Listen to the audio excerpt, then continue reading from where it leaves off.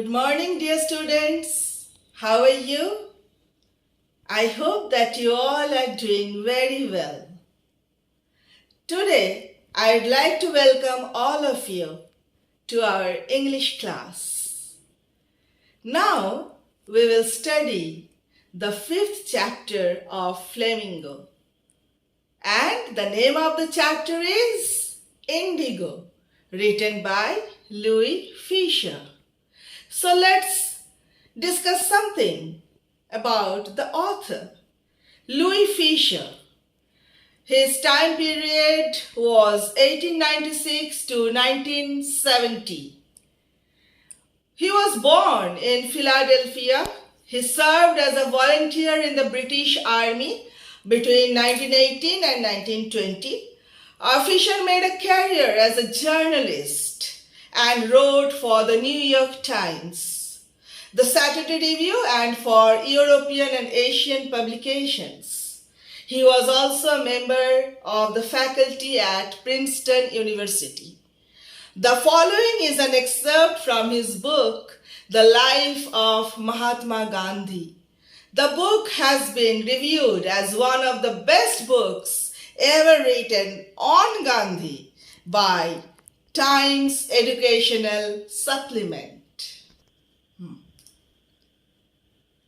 Louis Fischer द्वारा लिखित कहानी इंडिगो गांधी जी के चंपारण के गरीब किसानों की संघर्ष को बयान करती है।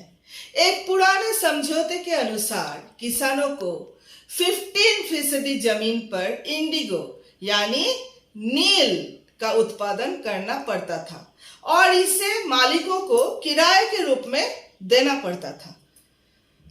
उस समय राजकुमार शुक्ला नाम के एक व्यक्ति एक शेयर क्रॉपर यानी बटाईदार के अनुरोध पर गांधी जी चंपारण में आए। उन्होंने गरीब किसानों के लिए 1 साल तक लंबी लड़ाई लड़ी और उनके लिए न्याय पाने में कामयाब भी रहे।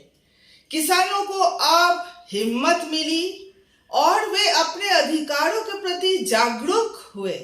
यह सबसे बड़ी बात है कि वो अपने अधिकारों के प्रति जागरूक हुए। राजनीतिक और आर्थिक संघर्ष के साथ साथ गांधी जी ने सामाजिक स्तर पर भी काम किया। ये भारतीय स्वतंत्रता के इतिहास के और ये यूं कहे कि स्वतंत्रता के लिए संघर्ष को आगे बढ़ाने के तरीकों में से एक अन्यतम था। Now let's start the chapter Indigo by Louis Fisher.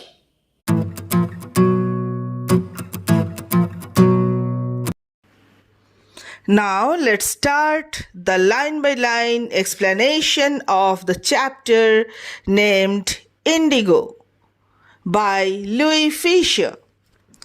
When I first visited Gandhi in 1942 at his ashram in Sevagram in central India, he said, I will tell you how it happened that I decided to urge the departure of the British.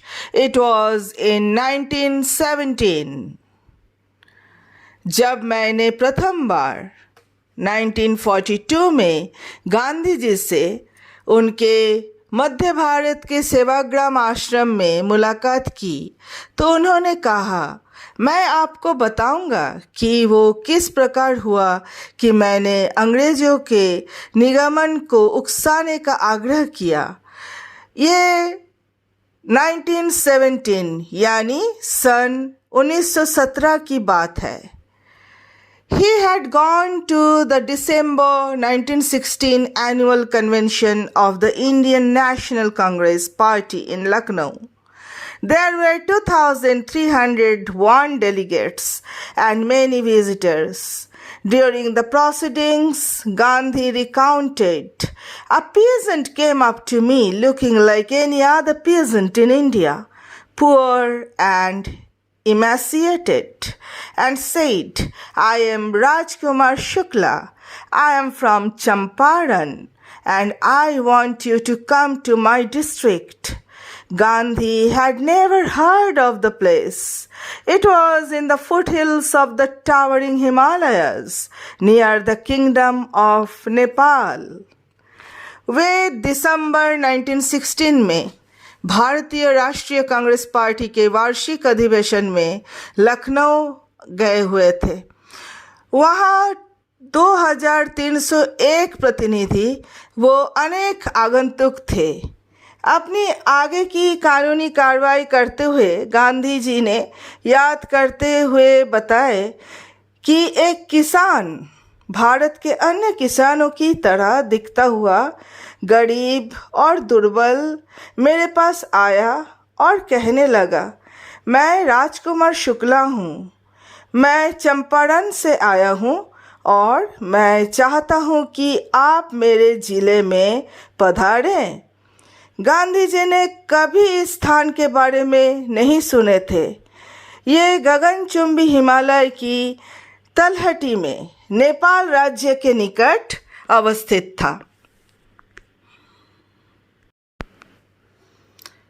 Under an ancient arrangement, the Champaran peasants were sharecroppers. Rajkumar Shukla was one of them. He was illiterate but resolute. He had come to the Congress session to complain about the injustice of the landlord system in Bihar, and somebody had probably said, "Speak to Gandhi." एक प्राचीन व्यवस्था के अनुसार चंपारण के किसान साझा कृषक किसान थे। राजकुमार शुक्ला उनमें से ही एक थे। वो अशिक्षित थे किंतु दृढ़ निश्चयी थे। वो वहाँ कांग्रेस सत्र में बिहार में जमींदारी प्रथा के अन्याय की शिकायत करने के लिए आए हुए थे और किसी ने शायद उससे कहा था, गांधी जी से बात करो। Gandhi told Shukla he had an appointment in Kanpur and was also committed to go to other parts of India. Shukla accompanied him everywhere. Then Gandhi returned to his ashram near Ahmedabad. Shukla followed him to the ashram. For weeks he never left Gandhi's side. Fix a date, he begged. Impressed by the sharecropper's tenacity and story, Gandhi said, I have to be in Calcutta on such and such a date. Come and meet me and take me from there. Gandhi ji ने शुक्ला को बताया, राजकुमार शुक्ला को बताया कि उन्हें कानपुर में एक मुलाकात करनी थी और भारत के अन्य भागों में जाने के लिए भी वे वचनबद्ध थे। शुक्ला उनके साथ हर स्थान पर जा रहे थे। तब गांधी जी अहमदाबाद के नज़दीक अपने आश्रम में वापस लौट आए। शुक्ला ने उनका आश्रम तक उनके अनुसरण किया। कई सप्ताह तक उसने गांधी जी का पीछा नहीं छोड़ा। एक डेट निर्धारित कीजिए, वो गिड़गिड़ा के बोले। राजकुमार शुक्ला गांधी जी को गिड़गिड़ाते हुए कहे कि एक तिथि निर्धारित कीजिए। उस भूमिहार कृषक की हठधर्मिता और कहानी से प्रभावित होकर गांधी जी ने कहा, मैं कलकत्ता में फलाना तारीख को जाऊंगा और तुम मुझे लेने वहाँ पे आ जाना, मुझसे मिलना और मुझे वहाँ से ले जाना।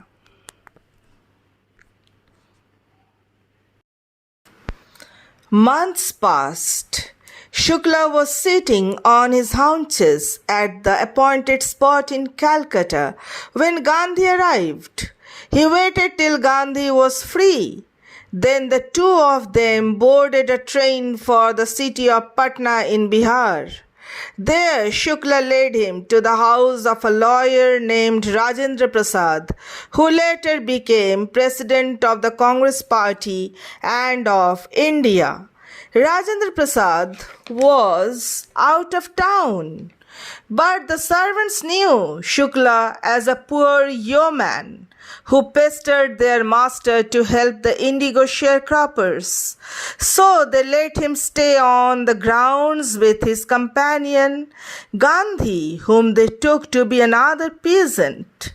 But Gandhi was not permitted to draw water from the well, lest some drops from his bucket pollute the entire source.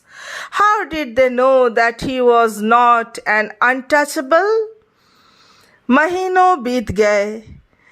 Shukla बड़ी बेचैनी से कलकत्ता में उस निर्धारित स्थान पर बैठा रहा। जब गांधी जी वहां आए, वो गांधी जी के खाली होने तक इंतजार करता रहा।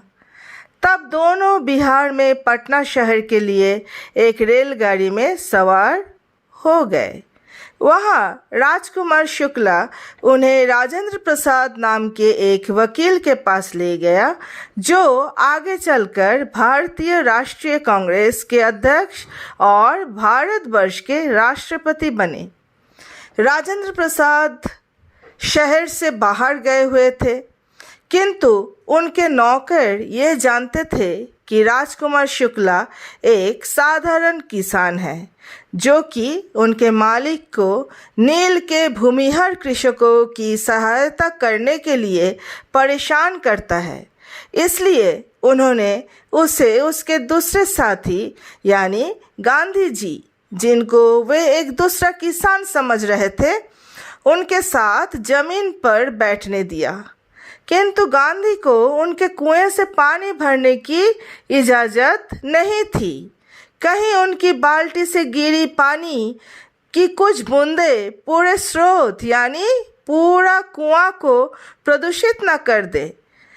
वे कैसे जान सकते थे कि वो एक अछूत नहीं है?